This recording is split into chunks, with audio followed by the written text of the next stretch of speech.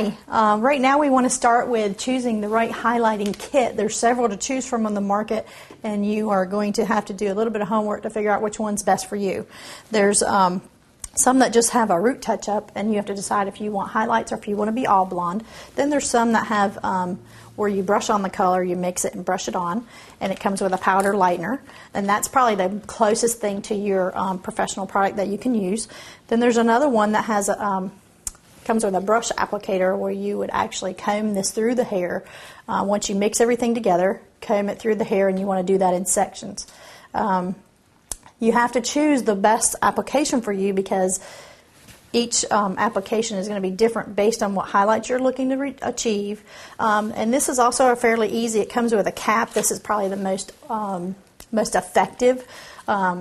Most people are familiar with this cap process.